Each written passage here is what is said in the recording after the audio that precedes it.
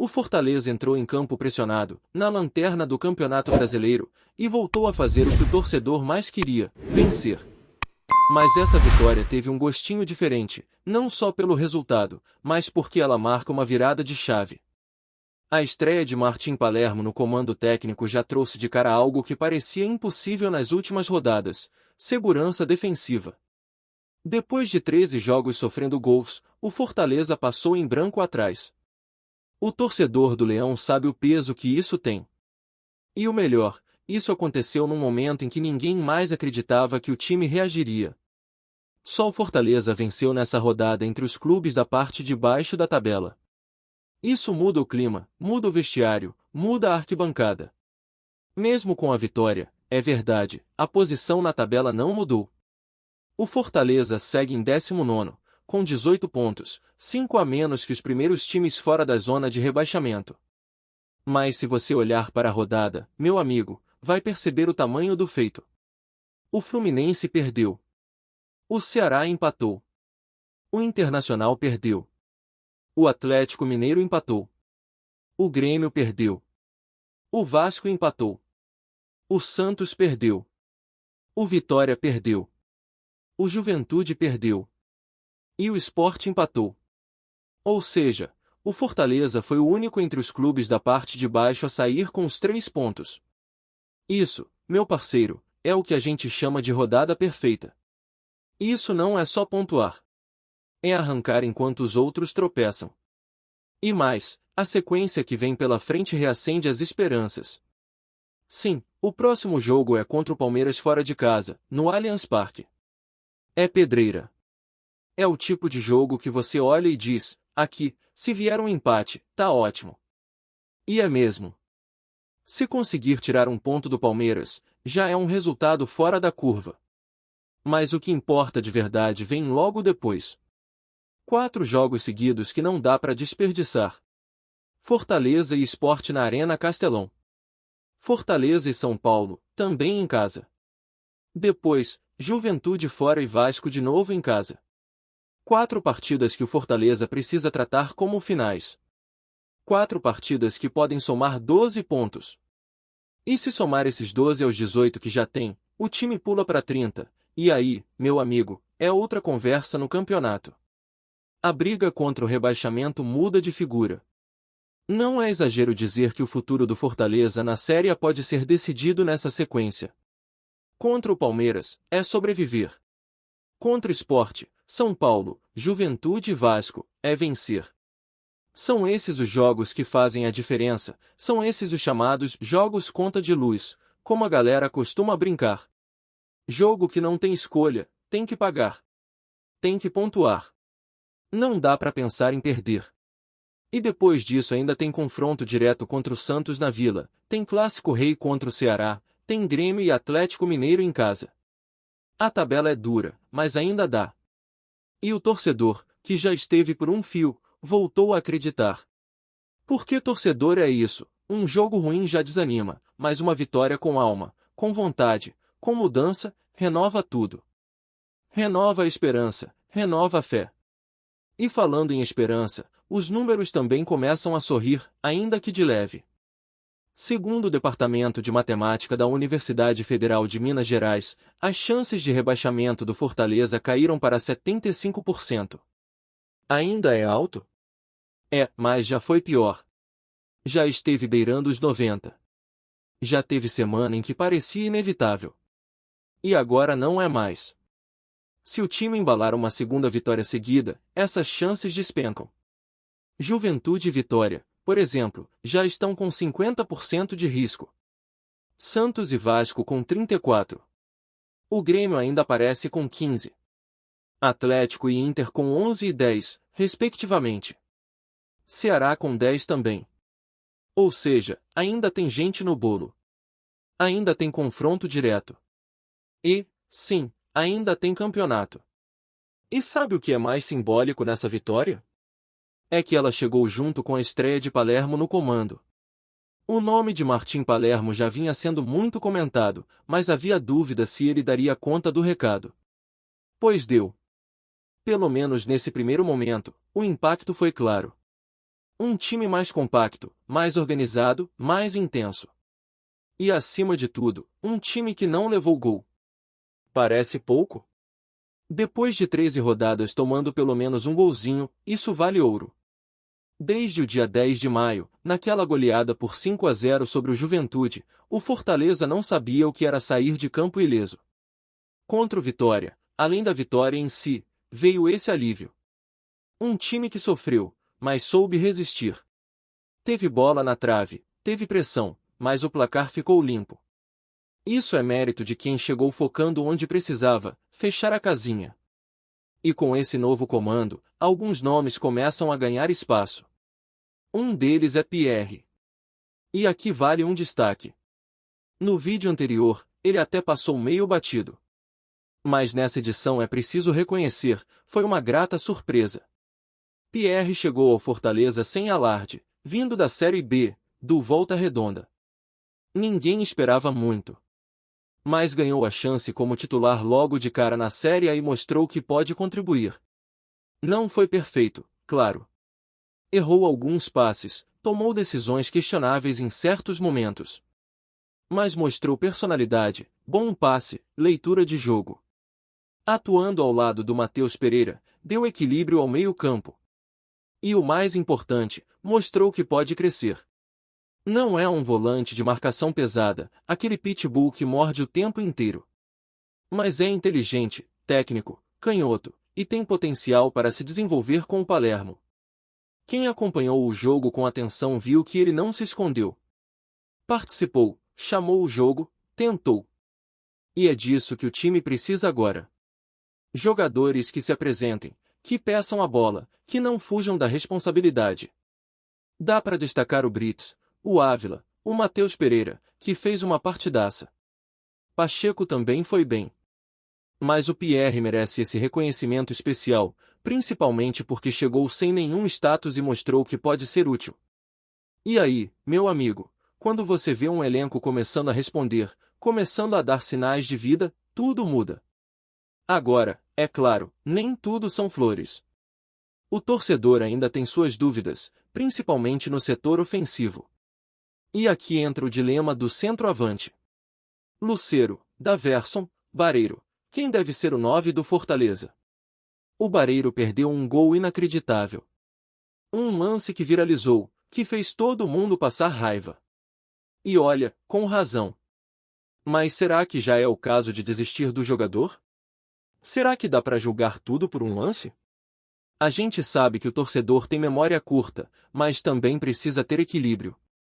Daverson voltou a ser relacionado, saiu do ostracismo, e o próprio Palermo já falou que conta com ele. Que confia. E isso muda o cenário. Porque até ontem ele estava fora dos planos. Agora pode ganhar minutos, pode voltar à briga. E o Lucero, mesmo mal, segue sendo o nome mais testado. O treinador vai ter trabalho para encontrar a melhor formação. E o ataque ainda é uma dor de cabeça. Mas o importante é que a base defensiva já começa a dar sinais de solidez. Com isso, o time passa a competir melhor. E quando se compete melhor, tudo fica possível. E isso já está sendo reconhecido até fora do Brasil. A imprensa argentina e de outros países da América do Sul está de olho no que Palermo começou a construir. O jornal Olé, por exemplo, destacou a vitória. Outros veículos especializados em Boca Juniors também repercutiram a estreia do técnico. E faz sentido. Palermo tem um nome gigante no futebol argentino. Diferente de Vojvoda, que chegou desconhecido ao Fortaleza e construiu sua história por aqui, o Palermo já vem com bagagem, com visibilidade. E se tem um momento para estar palermizado, meu amigo, é agora. A semana começou diferente. O clima mudou. O torcedor do Fortaleza, que andava cabisbaixo, agora olha para frente com um pouco mais de brilho no olho. E isso, em boa parte, passa pela postura do time diante do Vitória. Não foi só a vitória. Foi a maneira como ela aconteceu. O Fortaleza mostrou que quer reagir. Mostrou intensidade, mostrou entrega, mostrou que está vivo no campeonato. E esse tipo de sentimento é contagiante. A torcida volta a acreditar, o elenco ganha moral, e até a imprensa começa a tratar o time com um outro tom. Porque uma coisa é perder e parecer entregue. Outra completamente diferente é perder lutando. Só que, nesse caso, nem perdeu, venceu. E venceu jogando com o coração. E não tem como falar dessa partida sem voltar a ressaltar a importância da defesa. Foram 13 jogos levando gol. 13. O torcedor já entrava no estádio esperando que o adversário balançasse as redes. Já era quase uma estatística obrigatória. E de repente, na estreia do novo técnico, o time consegue sair de campo com 0 no placar defensivo. Isso não é só coincidência. Isso é trabalho. Isso é correção de rota. É claro que um jogo só não resolve todos os problemas, mas quando você vê uma mudança tão rápida de comportamento em campo, precisa dar o mérito. O Palermo chegou priorizando o básico, parar de sangrar lá atrás. E isso é inteligente. Porque nenhum time sobrevive na Série A se precisar fazer 2 ou 3 gols por jogo para conseguir vencer. E não foi fácil. O Vitória teve chances, teve bola na trave, teve momento de pressão. Mas o Fortaleza soube segurar. E segurar é parte do jogo também. Saber sofrer faz parte do crescimento de um time. A torcida reconhece isso. Quando vê os jogadores se jogando em cima da bola, correndo atrás, fechando os espaços, vibrando com um desarme como se fosse um gol, a arquibancada responde. E o Castelão vive disso. Vive de entrega. E a entrega veio. O resultado foi justo. Foi sofrido, mas foi justo. Agora, o grande desafio é manter esse espírito. Porque uma coisa é jogar com sangue nos olhos na estreia do treinador, em casa, com o apoio da torcida. Outra é manter esse padrão fora de casa, diante do Palmeiras, por exemplo. O Allianz é um dos estádios mais difíceis do Brasil, e o Verdão costuma crescer jogando em casa. Mas esse jogo, como já dissemos, tem que ser tratado com inteligência. O Fortaleza não precisa fazer loucura. Não precisa sair para cima desorganizado. Um empate ali é excelente. O foco precisa ser nos jogos seguintes, nos que realmente valem 6 pontos. Mas, claro, ninguém entra em campo pensando em perder. Se pintar a chance, tem que aproveitar. E quando se fala em aproveitar a oportunidade, é impossível não voltar à discussão sobre o ataque. O gol perdido por Barreiro virou o assunto da semana. Todo mundo comentou, todo mundo ficou indignado. E com razão. Foi um lance daqueles que não se pode errar. A bola limpa, na pequena área, sem goleiro. Era só empurrar. Mas ele errou. E quando um atacante perde um gol desse tipo, a pressão vem com tudo. Mas aí é que tá, será que já é hora de crucificar o cara? Será que vale a pena jogar ele para escanteio por causa de um erro? Futebol também é emocional. O cara precisa de confiança. Precisa de sequência. E se a torcida larga, se o técnico larga, aí sim fica difícil reverter. Daverson, por outro lado, voltou ao noticiário. Depois de semanas afastado, sem ser relacionado, reaparece no elenco. E não foi qualquer reaparição. Palermo falou dele. Disse que conversou com um jogador, que acredita no seu potencial. Disse até que ele tem sua loucura interna, mas que isso faz parte. E aí, meu amigo, a porta está aberta. Daverson pode ganhar minutos, pode voltar a brigar por posição. E a gente sabe que ele é aquele tipo de jogador que, se tiver com a cabeça no lugar, pode entregar. É imprevisível, sim. Mas também é decisivo quando quer. O problema é saber qual Daverson vai entrar em campo, o comprometido ou o showman. Lucero, por sua vez, ainda não conseguiu retomar o nível que já apresentou em outras temporadas. É um jogador que tem identificação com a torcida, mas vive uma fase complicada. Erra passes simples, se movimenta menos, parece desconectado em alguns momentos. Mas talvez, com a chegada de um novo treinador, ele também reencontre seu melhor jogo. Futebol é momento. E às vezes, tudo que o cara precisa é de um comando novo, uma palavra diferente, uma abordagem que acenda a chama de novo. A decisão sobre quem será o camisa 9 titular nas próximas rodadas vai dizer muito sobre o que o Palermo espera da equipe. Se for por movimentação, Daverson larga na frente. Se for por presença diária, Lucero ainda tem moral. Se for por aposta em recuperação, Barreiro pode ter mais chances. E aí entra também o fator psicológico. Quem está mais pronto para aguentar a pressão? Porque, amigo, o que tem de cobrança nesse momento não tá no gibi. O Fortaleza vive com a corda no pescoço. Qualquer erro vira crise. Qualquer tropeço vira caos. Então o treinador precisa equilibrar razão e emoção na hora de escalar. Enquanto isso, o nome do clube começa a repercutir fora das nossas fronteiras. A vitória chamou atenção não só pela estreia de técnico, mas por quem é o técnico. Martim Palermo tem história no futebol mundial. E a Argentina acompanha cada passo dele. O jornal Olé, um dos principais do país, destacou a atuação do Fortaleza. Sites especializados em Boca Juniors repercutiram a estreia. Até no Paraguai surgiram comentários sobre o que o novo treinador está fazendo. Isso muda o cenário. Porque além da pressão que já existe, o time agora joga sob holofotes internacionais. É o tipo de exposição que pode ajudar, e muito, na valorização do elenco, na busca por reforços, até mesmo na confiança dos atletas. Saber que estão sendo vistos faz diferença. Gostou da informação? Deixe seu like, compartilhe com os amigos e comente sua opinião sobre o que está rolando no esporte. Quer saber mais sobre seu time favorito? Continue acompanhando o Nordeste Sport News. Nos corredores do futebol brasileiro, um assunto tomou conta das conversas e mexeu com os bastidores do campeonato. A CBF decidiu cancelar a partida entre Fortaleza e Vitória, decisão que caiu como uma bomba no cenário esportivo. O episódio, cercado de mistério e diversões conflitantes, vem alimentando um verdadeiro burburinho entre dirigentes, jogadores, torcedores e até mesmo jornalistas, que tentam entender os motivos por trás dessa medida drástica. O que se sabe até agora é que a partida, já realizada e acompanhada de toda a emoção típica de um confronto nacional, foi retirada do calendário oficial.